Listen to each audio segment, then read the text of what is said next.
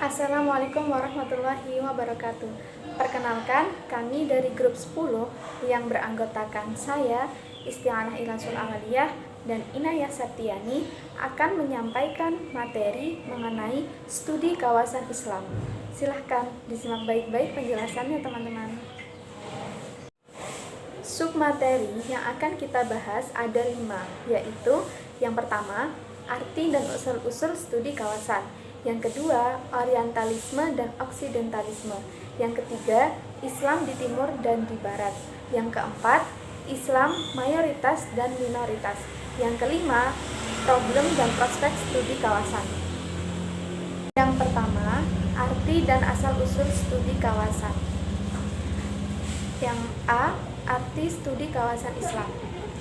Secara etimologi, studi Islam merupakan kata yang berasal dari bahasa Arab, dirasah Islamiyah. Dalam kajian Islam di Barat disebut Islamic Studies, dan secara harfiah adalah kajian tentang hal-hal yang berkaitan dengan keislaman. Secara terminologis adalah kajian secara sistematis dan terpadu untuk mengetahui, memakai, dan menganalisis secara mendalam hal-hal yang berkaitan dengan agama Islam, pokok-pokok ajaran Islam, sejarah Islam, maupun realitas pelaksanaannya dalam kehidupan. Studi kawasan Islam adalah kajian yang tampaknya bisa menjelaskan bagaimana situasi sekarang ini terjadi, karena fokus materi kajiannya tentang berbagai area mengenai kawasan dunia Islam dan lingkup pranata yang ada. Dicoba diurai di dalamnya mulai dari pertumbuhan, perkembangan, serta ciri-ciri karakteristik sosial budaya yang ada di dalamnya, termasuk juga tentang faktor-faktor pendukung bagi munculnya berbagai ciri dan karakter serta pertumbuhan kebudayaan di masing-masing dunia kawasan Islam. B. Asal-usul studi kawasan Islam. Dalam sejarahnya, persoalan hubungan antar batas-batas wilayah sebuah negara sebenarnya sudah sekian lama telah menjadi perhatian para ahli kegenaran sejak zaman Yunani sekitar tahun 450-an sebelum Masehi. Romeli, Hektatus, dan Herodotus merupakan sejarawan Yunani yang cukup intens dengan kajian-kajian wilayah yang ia kenal, baik melalui cerita orang maupun dari hasil pengamatan terhadap wilayah-wilayah yang ia kunjungi. Selain seorang sejarawan, mereka juga seorang pemalana. Pada tahun 1300, kaum muslimin memiliki kemampuan yang luar biasa dalam mengembangkan studi kawasan ini dengan berbagai corak yang ragam yang lebih dinamis lagi. Karya-karya mereka telah melampaui sejarawan Yunani, di mana pembahasannya bukan lagi berbicara tentang realitas sejarah, tetapi lebih maju, yakni bagaimana cara-cara menanganinya. Munculnya berbagai karya sejarah dengan tema-tema kajian wilayah dimulai dari awal penciptaan sampai mulai dihuni umat manusia, merupakan kajian-kajian yang sangat populer dan hampir bisa ditemukan dalam karya-karya sejarah klasik Islam. Sekalipun kajian geografi sebagai disiplin ilmu agak berbeda dengan sejarah, namun di kalangan sejarawan muslim hal ini tidak bisa dipisahkan begitu saja, karena objek pembahasan antara keduanya saling melengkapi, karena kajian sejarah sangat membutuhkan kajian tentang ruang dan waktu sebagai aktivitas pelakunya. Oleh karena itu, karya-karya tentang geografi dan sejarah telah menjadi bagian penting dan tidak terpisahkan dari perkembangan historiografi Islam secara umum. Yang kedua, orientalisme dan oksidentalisme. Yang pertama, orientalisme. Orientalisme adalah kata yang dinisbatkan kepada studi atau penelitian yang dilakukan oleh selain orang timur terhadap berbagai disiplin ilmu ketimuran, baik bahasa, agama, sejarah, dan permasalahan-permasalahan sosial-kultural bangsa timur. Ada juga yang mengatakan bahwa orientalisme merupakan suatu disiplin ilmu yang membahas tentang ketimuran. Nah, definisi orientalisme yang diungkapkan dari beberapa tokoh yaitu antara lain yang pertama, Hasan Hanafi. Beliau mengatakan orientasi itu berasal dari kata Prancis orient yang berarti timur. Kata orientalisme berarti ilmu-ilmu yang berhubungan dengan dunia timur. Orang-orang yang mempelajari atau mendalami ilmu-ilmu tersebut yang biasa disebut orientalisme atau ahli ketimuran. Pendapat yang kedua dari Yusuf Suyub, orientalisme berarti suatu paham atau aliran yang berkeinginan menyelidiki hal-hal yang berkaitan dengan bangsa-bangsa di timur beserta lingkungannya. Kemudian pendapat yang ketiga dari Edward Smith itu mengatakan orientasi adalah suatu cara untuk membahas dunia timur berdasarkan tempatnya yang khusus dalam pengalaman manusia barat Eropa. Salah satu tujuan orientalis adalah mengkolonialisasi dunia Islam dari segala aspek, dari agama, ekonomi, budaya, dan kekuasaan. Orientalis dan tujuan Barat mempelajari Islam bukan untuk mencari keimanan yang besar. Menurut Syamsuddin, ada 4 alasan mengapa Barat mempelajari Islam. Yang pertama itu terpesona terhadap studi Islam atau fascination. Yang kedua, tahu atau curiosity. Dan yang ketiga, agama, missionary.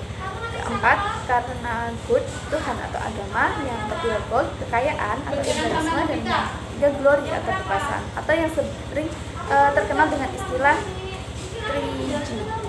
Yang kedua adalah Oksidentalisme.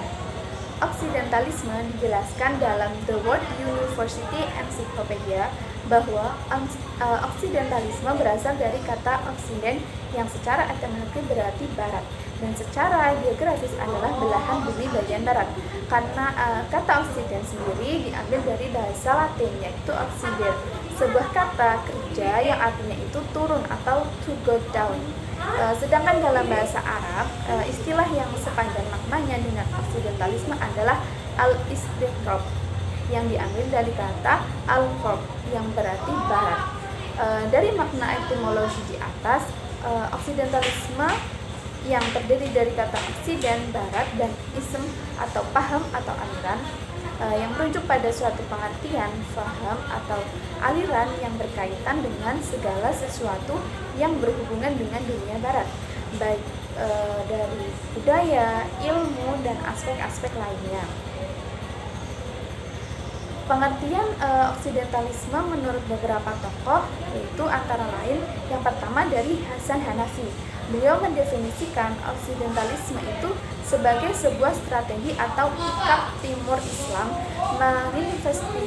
menginvestigasi hal-hal yang berhubungan dengan barat, baik yang merupakan budaya dan ilmu maupun yang berkenaan dengan aspek-aspek sosialnya, sebagai imbangan yang kontradiktif bagi orientalisme. Yang kedua dari James G. Carrier. Beliau mengatakan oksidentalisme adalah studi yang dilakukan oleh orang-orang timur terhadap segala sesuatu mengenai dunia barat. Yang ketiga dari tokoh Al-Lutfi Asy-Syaukani. Beliau mengartikan oksidentalisme sebagai ilmu khusus yang mengkaji barat dan kebaratan dari sudut pandang non-barat. Tokoh yang keempat yaitu Rifki Al-Ka'bad. Beliau mendefinisikan oksidentalisme sebagai kajian yang dilakukan oleh orang-orang timur terhadap dunia barat yang sedang mendominasi dunia. Dan tokoh yang kelima itu Nurholis Majid. Beliau mengatakan oksidentalisme adalah pengetahuan akademik tentang budaya, bahasa, dan bangsa-bangsa barat. Kemudian yang keenam ada Profesor Dr. Burhanuddin. Beliau mengatakan oksidentalisme itu sebagai suatu aliran atau paham yang berkaitan dengan pengkajian akademik terhadap penguasaan pengetahuan tentang dunia barat dan seisinya, yang secara akademik dilakukan para ahli dari timur dengan cara pandang timur. Tujuan oksidentalisme yang dirumuskan oleh Hasan Hanafi antara lain kontrol atau pembendungan atas kesadaran Eropa dari awal sampai akhir. Sejak kelahiran hingga keterbentukannya, dengan begitu teror kesadaran Eropa yang berkurang. Karena kesadaran Eropa tidak lagi menjadi pihak yang berkuasa. D. Mempelajari kesadaran Eropa dalam kapasitas sebagai sejarah, bukan sebagai kesadaran yang berada di luar sejarah. Sekalipun kesadaran Eropa adalah sejarah yang terbentuk melalui beberapa fase, tetapi perjalanan perjalanan fase tidak hanya milik Eropa. Lebih tepat dikatakan, jika kesadaran Eropa terbentuk melalui fase sejarah yang panjang, kesadaran manusia yang dimulai dari Mesir, Sina, dan peradaban-peradaban Timur kuno. Yang ketiga, mengembalikan Barat ke batas alamiahnya, mengakhiri perang kebudayaan, menghentikan ekspansi tanpa batas, mengembalikan filsafat Eropa ke lingkungan di mana ia dilahirkan, sehingga partikulasi Barat akan terlihat. Dan Hasan Hanafi memandang bahwa selama ini partikulasi itu diuniversalkan melalui media imperialisme, kontrol media informasi di saat ego melemah dan mengalami fase imitasi terhadap the other atau westernisasi, serta masih mengalami penjajahan kebudayaan. Nah, dalam konteks ini, oksidentalisme juga dapat mengembalikan kebudayaan dan peradaban Barat ke wilayah geografis dan historisnya. Kemudian yang keempat atau yang terakhir yaitu menghapus mitos kebudayaan kosmopolit, yaitu dengan melakukan langkah-langkah sebagai berikut. Yang pertama, menemukan spesifikasi bangsa di seluruh dunia dan bahwa setiap bangsa memiliki tipe peradaban serta kesadaran sendiri, dan bahwa ilmu fisika dan teknologi tersendiri seperti yang terjadi di India, Cina, Afrika, dan Amerika Latin. Kedua, menerapkan metode sosiologi ilmu pengetahuan dan antropologi peradaban pada kesadaran Eropa yang selama ini diterapkan produsennya pada kesadaran non-Eropa. Hasan Hanafi memandang kedua langkah ini merupakan satu penemuan yang sangat berharga, yang orisinal dan tidak pernah terjadi sebelumnya. Yang ketiga yaitu studi Islam di Timur dan Barat. Studi Islam di Timur. Sejarah studi Islam di Timur yaitu pada akhir periode Madinah sampai dengan 4 Hijriah, fase pendidikan Islam masih berada di masjid-masjid dan di rumah-rumah dengan metode hafalan, namun sudah dikenalkan dengan metode logika. Kemudian, selama abad ke-5 Hijriah atau pada periode Khalifah Abbasiyah, sekolah-sekolah di kota sudah mulai menempati gedung-gedung besar dan mulai bergeser dari mata kuliah yang sifatnya spiritual ke mata kuliah intelektual, ilmu alam, dan ilmu sosial. Berdirinya sistem madrasah menjadi titik balik kejayaan dan kemudian menjadi alat penguasa untuk mempertahankan doktrin-doktrin terutama oleh kerajaan Fatimah di Kairo. Al-Ghazali disebut sebagai pengaruh awal terjadinya pemisahan ilmu agama dengan ilmu umum. Mahmud Yunus menjelaskan bahwa pusat-pusat studi ilmu Islam klasik adalah Mekah dan Madinah atau Hijaz, Basrah dan Kufah atau Irak, Damaskus dan Palestina atau Syam, dan Fustat atau Mesir. Madrasah Mekah dipelopori oleh Mu'adz bin Jabal, Madrasah Madinah dipelopori oleh Abu Bakar, Uman, Utsman, Madrasah Madinah dipelopori oleh Abu Musa al-Asy'ari dan Anas bin Malik, Madrasah Kufah dipelopori oleh Ali bin Abi Thalib dan Abdullah bin Mas'ud, Madrasah Damaskus atau Syiriah dipelopori oleh Ubadah dan Abu Darda, sedangkan Madrasah Fustat atau Mesir dipelopori oleh Abdullah bin Amr bin Ash. Kemudian, pada zaman kejayaan Islam, pusat studi Islam terletak di ibu kota negara, yakni Baghdad. Di istana dinasti Bani Abbas, pada zaman Khalifah Al-Ma'mun, putra Harun al-Rashid, didirikan Bait al-Hikmah yang dipelopori oleh Khalifah sebagai pusat pengembangan ilmu pengetahuan dengan fungsi ganda, yaitu sebagai perpustakaan serta sebagai lembaga pendidikan atau sekolah dan penerjemah karya-karya Yunani kuno ke dalam bahasa Arab untuk melakukan akselerasi pengembangan ilmu pengetahuan. Lalu, perkembangan studi Islam di Timur. Orang-orang dari dunia barat yang sangat mengagung-agungkan ilmu pengetahuan tidak akan pernah lepas dari pengaruh ilmu muslim pada abad pertengahan, yang mana pada saat itu umat Islam sedang mengalami fase kejayaan, sementara orang-orang di dunia barat sedang dalam masa kesulitan atau the dark Orang-orang Islam di Timur Tengah mendapatkan kejayaannya pada saat orang-orang dari luar Arab banyak yang belajar dan datang ke kota Baghdad untuk mendalami ilmu pengetahuan yang oleh sebagian orang Barat sangat sulit mendapatkan akses di negaranya. Khalifah Harun ar-Rasyid merupakan khalifah yang sangat menjunjung tinggi ilmu pengetahuan. Beliau sadar bahwa ilmu pengetahuan merupakan hal yang sangat penting untuk membangun peradaban Islam. Hal inilah yang membuat Islam mengalami perkembangan yang sangat pesat, khususnya di daerah Baghdad. Arsitektur di kota tersebut mengalami perkembangan yang sangat luar biasa, yang mana banyak dibangun bangunan, taman-taman bagus, perpustakaan yang digunakan untuk menampung semua karya pengetahuan, sehingga menarik orang-orang Barat untuk belajar ke Baghdad. Tidak hanya belajar, mereka juga mencatat ulang karya ilmuwan-ilmuwan besar Islam yang kemudian diterjemahkan ke dalam berbagai bahasa yang diperuntukkan bagi orang-orang Eropa. Hal tersebut membuat banyak karya-karya besar ilmuwan Islam banyak dijiplak dan dikonsumsi orang-orang Eropa untuk membangun peradabannya. Orang-orang Barat yang sudah menguasai macam-macam pengetahuan dari Baghdad kemudian membakar habis buku-buku pengetahuan yang ada di perpustakaan Baghdad, yang kemudian merambat pada perkembangan pengetahuan Islam di Spanyol, di mana mereka juga mulai dikikis oleh orang-orang Kristen yang mulai bangkit. Raja Ferdinand yang kemudian berkuasa di Spanyol merombak total kota-kotanya dan mengganti bangunan masjid menjadi gereja. Dikarenakan hilangnya bukti-bukti otentik mengenai peradaban Islam, membuat Islam saat ini sulit untuk berkembang, mengingat sebagian besar karya ilmuwan Muslim yang telah diterjemahkan ke dalam bahasa asing. Studi Islam di Barat. Sejarah studi Islam di Barat yaitu, sejak dahulu, Islam telah menjadi objek kajian yang sangat diminati dan dibicarakan di berbagai penjuru dunia. Hal tersebut dikarenakan banyak negara Islam yang mengadakan kajian Islam secara mendalam di semua bidang pendidikan.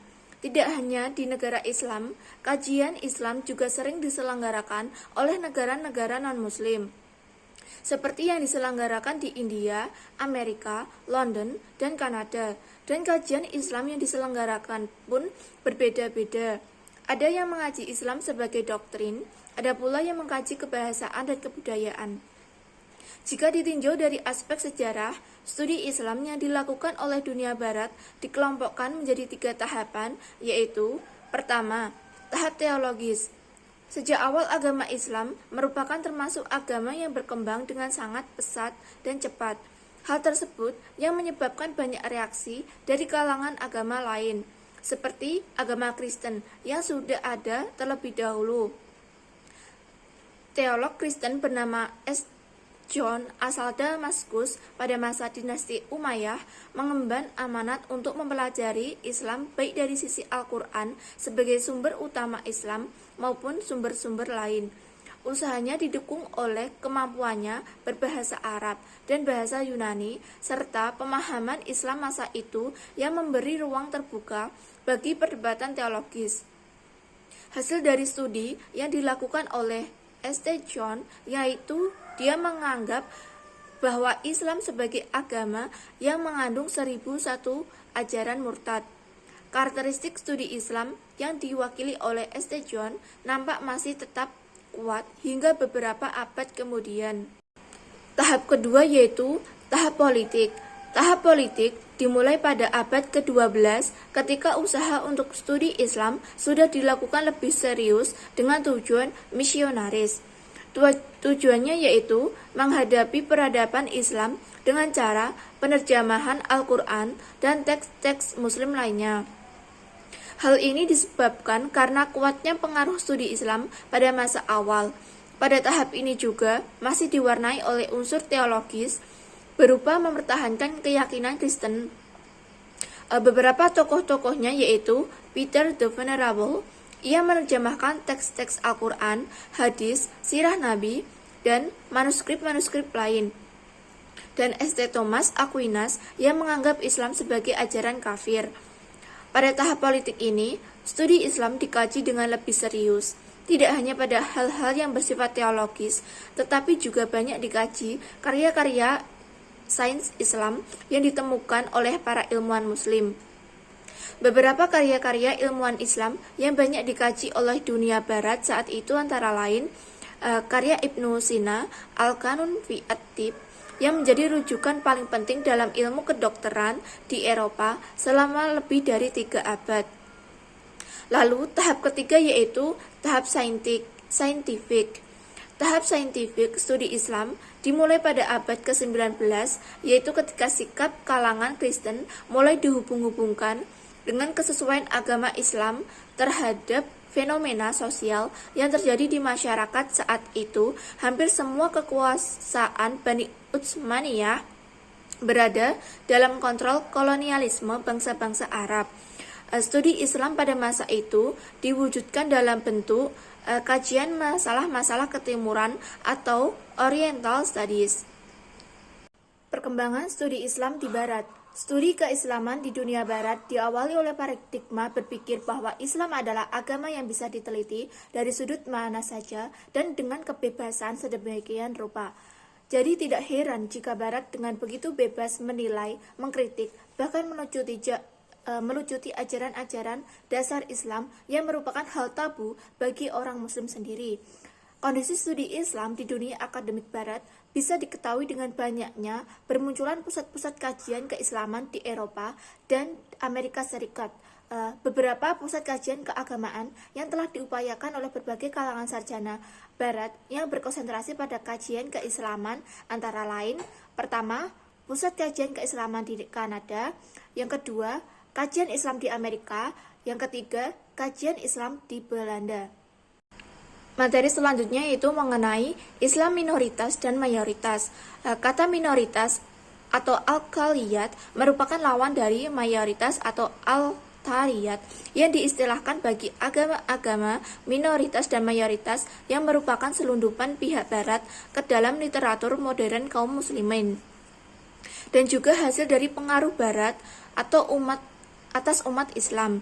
Istilah yang digunakan dalam Al-Quran untuk umat Yahudi, Nasrani, dan beberapa lainnya yang juga menganut agama-agama monoteis termasuk kaum muslim adalah ahli kitab.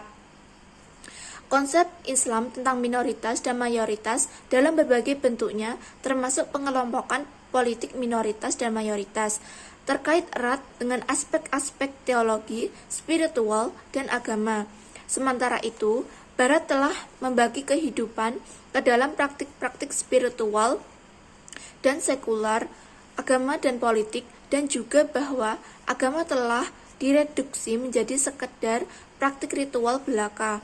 Barat juga memperkenalkan praktik politik dalam suatu hubungan otoritarian atau yang ditinjau dari sudut pandang kekuasaan dan otoritas, di mana rakyat dijadikan sebagai sumber otoritas yang merupakan basis demokrasi dan karenanya menolak kedaulatan Tuhan, serta sistem evaluasi hukum atau konsep-konsep legal yang sepenuhnya didasarkan pada sekularisme atau otoritarianisme dengan mengabaikan nilai-nilai spiritual dan moral. Dan bahwa demokrasi dimaksudkan sebagai sebuah pemerintahan rakyat oleh rakyat dan untuk rakyat, atau seraya mencampakkan Tuhan sebagai pemegang atau pemilik kedaulatan sekaligus sebagai sumber segala kekuasaan dan otoritas. Karenanya, konsep minoritas dan mayoritas telah disesuaikan dengan berbagai persyaratan hukum-hukum nasional maupun internasional yang merujuk pada prinsip-prinsip sekular. Problem dan prospek pendekatan studi kawasan Islam. Dalam dunia ilmu pengetahuan, menurut Parsudi Suparlan, makna dari istilah pendekatan adalah sama dengan metodologi, yaitu sudut pandang atau cara melihat dan memperlakukan sesuatu yang menjadi perhatian atau masalah yang dikaji. Adapun yang dimaksud dengan pendekatan di sini adalah cara pandang atau paradigma yang terdapat di dalam suatu bidang ilmu yang selanjutnya digunakan dalam memahami agama. Dalam hubungan ini, Jalaluddin Rahmat sebagaimana dikutip oleh Abuddin Nata mengatakan bahwa agama dapat diteliti dengan menggunakan berbagai paradigma. Realitas keagamaan yang diungkapkan mempunyai nilai kebenaran sesuai dengan kerangka paradigmanya. Untuk dapat hidup dan berkembang serta lestari dalam masyarakat, agama harus menjadi kebudayaan bagi masyarakat, karena setiap masyarakat memiliki kebudayaan yang digunakan sebagai pedoman untuk memanfaatkan lingkungan hidupnya guna kelangsungan hidupnya yang mencakup kebutuhan biologi, kebutuhan sosial, dan kebutuhan adab. Jadi pendekatan studi area merupakan pendekatan yang meliputi bidang kesejarahan, linguistik, dan semua cabang ilmu, serta pengetahuan yang berkaitan dengan pertumbuhan dan perkembangan peradaban dan kebudayaan terhadap keadaan masyarakat di suatu wilayah atau kawasan. Problematika yang dihadapi pada penelitian dengan menggunakan pendekatan studi area dalam studi Islam di komunitas Muslim berbanding lurus besarnya dengan objek dan luas wilayah yang akan diselidiki. Semakin kompleks objek yang menjadi sasaran penyelidikan dan semakin luas wilayah yang dijangkaunya, maka segala persiapan yang diperlukan untuk menerapkan studi area juga semakin besar. Lalu prospek pendekatan studi area dapat dikatakan sangat baik. Hal ini mengingat perlunya dibangun saling pengertian dan kerjasama antara komunitas muslim dunia yang meliputi luas wilayah mencapai 31,8 juta atau sebanding dengan 25% dari seluruh wilayah dunia, memanjang dari Indonesia sebelah timur hingga Senegal di sebelah barat, serta dari utara Turkistan hingga ke selatan Mozambik, dengan sejumlah populasi umat Islam mencapai 1,33,4 jiwa. Mayoritas hidup di dunia Islam dan selebihnya hidup sebagai minoritas.